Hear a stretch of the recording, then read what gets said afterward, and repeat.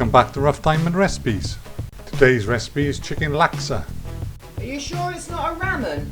I know it looks like a ramen, but it's not called a ramen, it's called a laksa. Sorry about that, the wife will interrupt. Anyway, a full list of ingredients can be found in the description box below.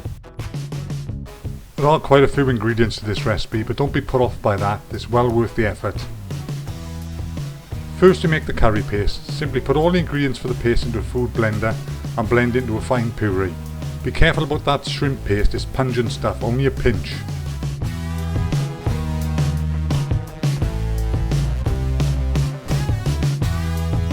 When you blend it to a paste, you should have something that looks like this.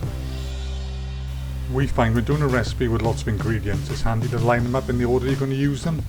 It's a bit of a pain in the back, but it stops you turning around halfway through and saying, oh, I forgot to put so-and-so in.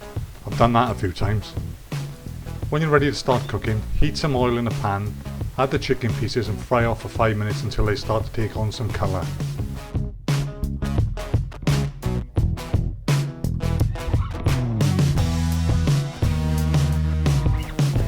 When this is done, it's time to add in the curry paste. Fry the paste off for 5 or 6 minutes, then you should be about 10 minutes from the end of the recipe, so it's time to put your noodles on to cook as per the instructions on the packet. After you've fried the curry paste off for 5 or 6 minutes, it's time to add in the carrots and pak choy and stir through. After you've done that, it's time to add the coconut milk. And after that, chicken stock. Then simply allow it to simmer until the carrots and pak choy are just tender. Then lastly, you add a handful of bean sprouts, mix through until they heat up, and then you're ready to serve. And to do this, simply put a bed of noodles in the bottom of a large bowl and ladle over the laska mixture. What, just like you do for a ramen, you mean?